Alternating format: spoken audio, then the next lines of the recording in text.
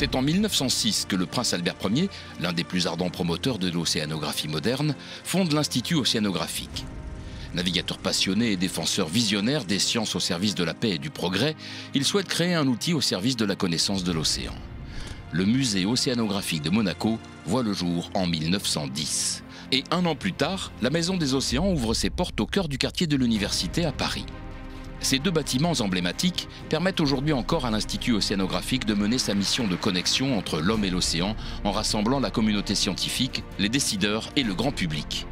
La Maison des Océans est aujourd'hui un hub dédié à l'océan et à l'environnement, rassemblant décideurs politiques et économiques, acteurs de la société civile. Le musée océanographique est un lieu de culture et d'échange avec le grand public où convergent les expériences autour de la protection de l'océan. Dans le cadre de l'engagement du prince Albert II pour réconcilier l'homme, l'océan et la nature, des événements fédérateurs sont organisés avec nos partenaires, le gouvernement princier, la Fondation Prince Albert II ou le Centre scientifique de Monaco. Par exemple, la présentation du rapport spécial du GIEC sur l'océan et la cryosphère face au changement climatique.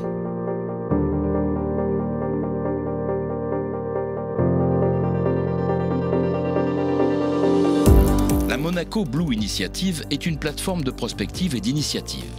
Entrepreneurs, scientifiques, politiques préparent ensemble la gestion durable et la conservation de l'océan.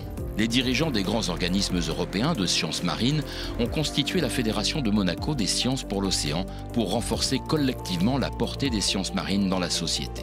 Les grandes médailles Albert Ier récompensent chaque année de grandes personnalités qui, par leur engagement et leurs travaux, contribuent à faire connaître, aimer et protéger l'océan.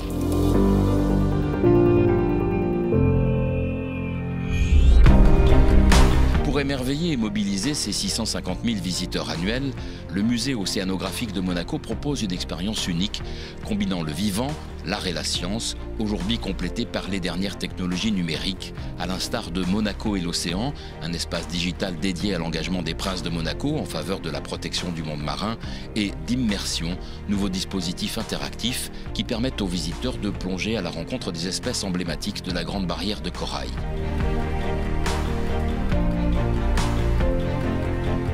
L'Institut océanographique fait naître l'émotion, l'empathie et l'engagement en dévoilant la beauté et la richesse du monde marin.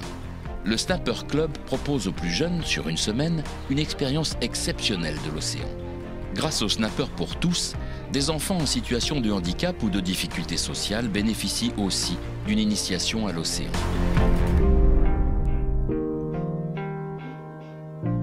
Jouxtant le musée océanographique, le Centre monégasque de soins des espèces marines permet la prise en charge d'animaux blessés.